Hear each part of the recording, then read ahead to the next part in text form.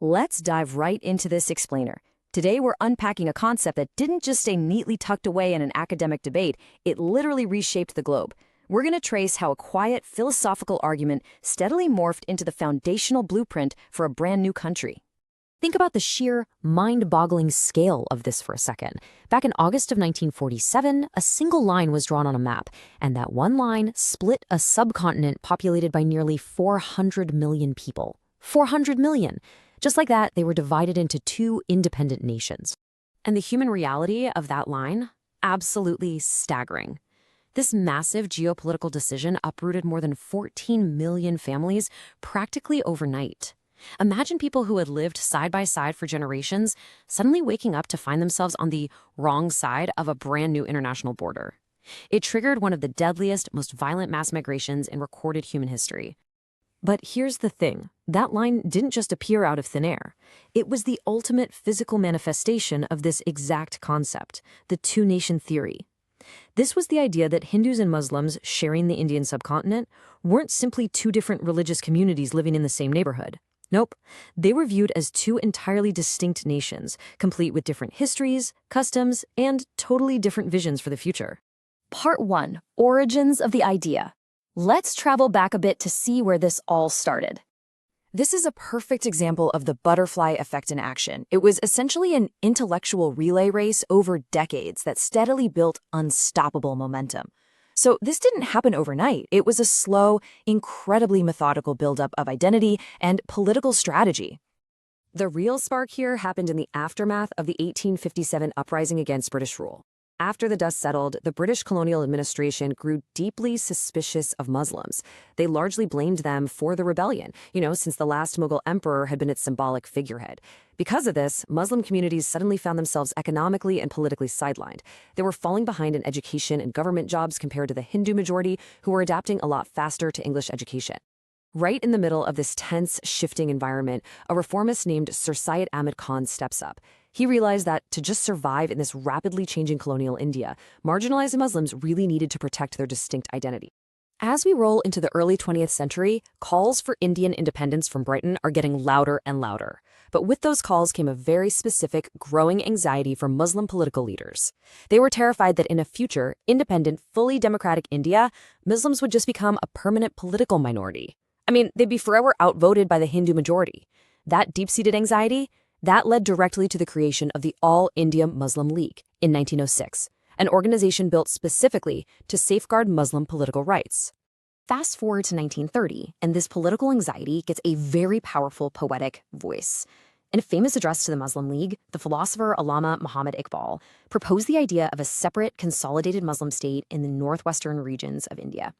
He argued that only in a state like that could Islam truly flourish as a complete social and political system, rather than constantly having to negotiate for space as a minority faith. For all intents and purposes, this speech is widely considered the intellectual birth of the demand for a separate Muslim homeland. Section 2. Naming a new nation. The search for a land of the pure. Now here's a detail that is absolutely fascinating. In 1933, a young Cambridge student named Choudhry Rahmat Ali essentially engineered the name of a future country. He took the letters of Muslim-majority regions, Punjab, Afghania, Kashmir, Sindh, and the Tan from Baluchistan, and coined the acronym Pakistan. Amazingly, that word also translates to land of the pure in Persian and Urdu.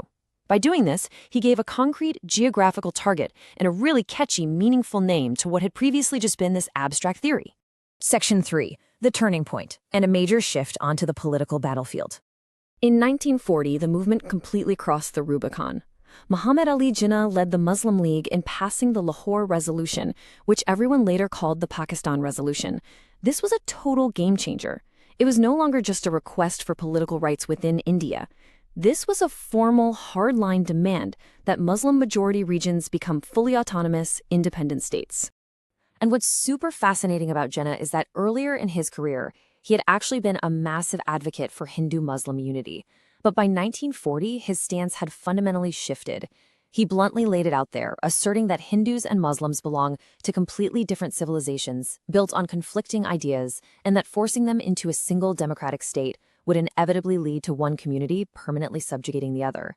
The theoretical divide had officially become a political absolute.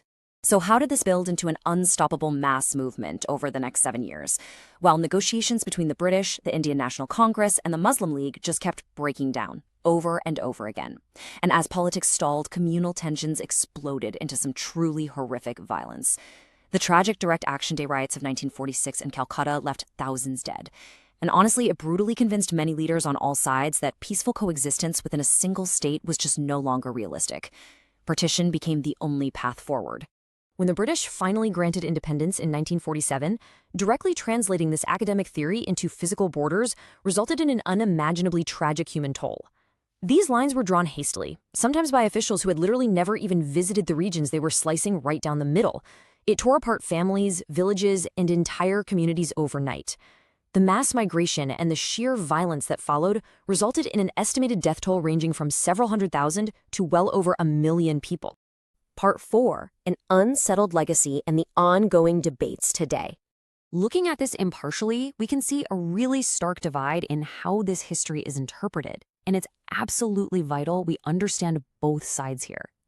In Pakistan, the theory is widely celebrated and taught as the foundational justification for the nation, basically a necessary protective shield that saved Muslims from marginalization. On the flip side, in India, and among various Muslim intellectuals who stayed in India, it's deeply criticized as a dangerously flawed oversimplification. Critics argue that it completely ignored the rich cultural and linguistic diversity within both religions, and that the theory itself actively stoked the very communal violence it claimed it wanted to prevent. And the theory was even intensely tested within Pakistan itself. Just 24 years after partition, the country faced a massive internal contradiction. The eastern wing of Pakistan actually broke away in 1971 to form the independent nation of Bangladesh, driven by deep linguistic, cultural, and political differences. The creation of Bangladesh leaves us with a profound, lingering question, doesn't it? Is shared religion alone really enough to hold a single nation together? It highlights the sheer, messy complexity of human identity. It forces us to ask tough questions about the real-world limits of an abstract theory when it collides with the complicated realities of culture, language, and geography. Ultimately, the two-nation theory is far more than just a history lesson about how a map got drawn nearly a century ago. It permanently shaped the national identity, the political psychology, and even the foreign policy of two of the world's most populous countries. Understanding the evolution of this idea is the absolute key to making sense of the complex, often tense relationship between these modern nations today. It's proof that ideas have immense world-altering power. So as we look at our modern political landscape, we really have to ask ourselves, what abstract theories being fiercely debated today might just be drawing the maps of tomorrow? Keep asking those questions, and we'll see you in the next explainer.